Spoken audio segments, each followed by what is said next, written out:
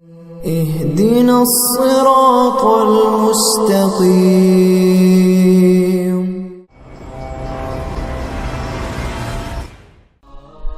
یہ تو بات آپ حضرات اچھی طرح جانتے ہیں کہ ہر انسان کے اندر دو پہلو ہیں، ایک حیوانی پہلو، ایک ملکوتی اور روحانی پہلو۔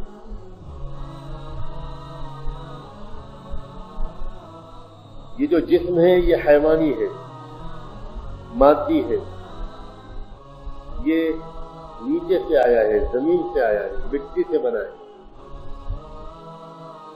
اس کے تقاضے انسان کو پستی کی طرف لے کر جاتے ہیں، اور اس جسم کے اندر جو روح ہے یہ اوپر سے آئی، اس کے تقاضے انسان کو بلندی کی طرف کھینچتے ہیں۔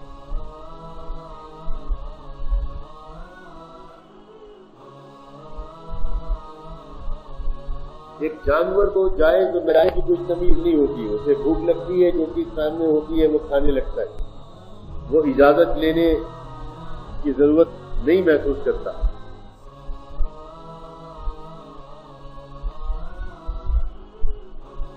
کس کو دیکھنا ہے، کس کو نہیں دیکھنا، کب بولنا ہے، کتنی آواز میں بولنا ہے، یہ باتیں جانور نہیں جانتا۔ وہ یہ نہیں سمجھ سکتا کہ میرے بولنے اور بھونکنے سے کسی کو تکلیف پہنچے گی۔ تو جس انسان کے اوپر حیوانیت کا غلبہ ہوتا ہے اس کے اندر یہی چیزیں منتقل ہوتی ہیں، وہ جائز ناجائز کا فرق نہیں جانتا۔ وہ غصہ آتا ہے تو غصہ نکالتا ہے، اسے کسی کو کاٹنے کا، تکلیف پہنچانے کا دل چاہتا ہے تو تکلیف پہنچاتا ہے، اسے بالکل اس کی پرواہ نہیں ہوتی کہ کسی پر کیا گزرے گی۔ یہ اس بات کی علامت ہے کہ اس انسان کے اوپر حیوانیت کا غلبہ ہے۔ اسی طرح جانور پر جب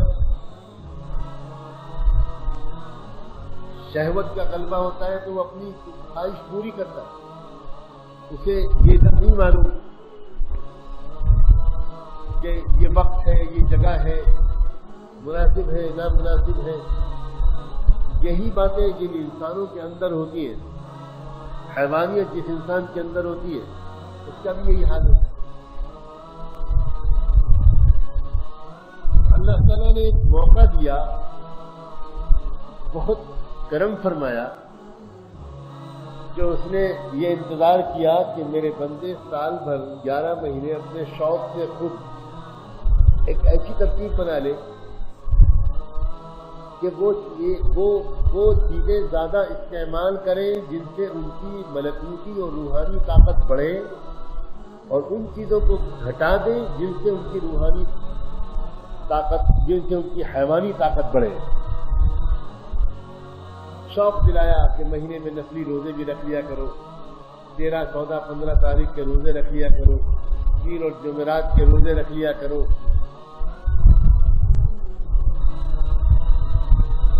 اور اللہ تعالیٰ نے ایک اور کرم فرمایا کہ وہ اللہ تعالیٰ جانتے ہیں کہ میرے اکثر بندے شوق میں آ کر یہ سب نہیں کریں گے، تو 1 مہینے کے لیے ان کے لیے زندگی کا ایسا نظام فرض کر دوں میں کہ خود بخود وہ چیزیں گھٹ جائیں جن سے حیوانیت بڑھتی ہے، اور وہ چیزیں بڑھ جائیں جن سے روحانیت بڑھتی ہے۔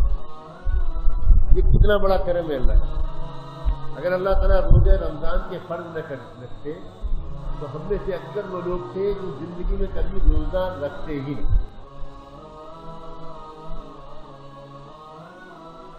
یہ فرض کرنا اللہ کا، یہ بھی اس کی رحمت ہے۔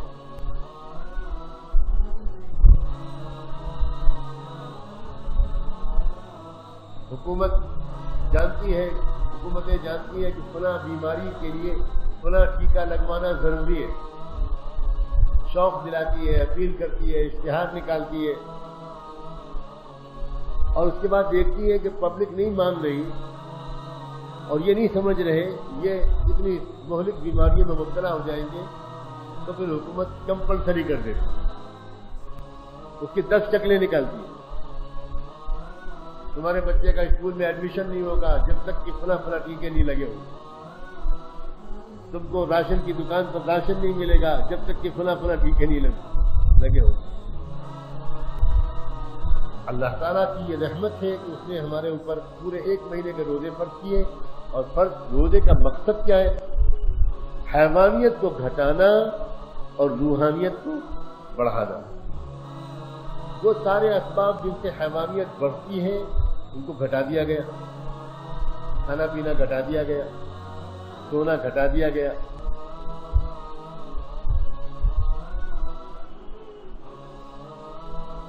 جنسی عمل کو گھٹا دیا گیا, اور وہ اعمال جن سے روحانیت بڑھتی ہے ان کو بڑھا دیا گیا. قرآن کی تلاوت, تراویح کا عمل, اعتکاف کا عمل,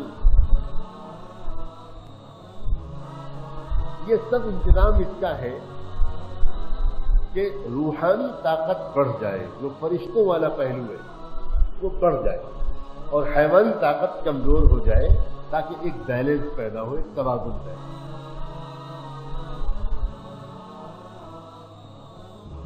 اب اللہ تعالیٰ نے ایک اور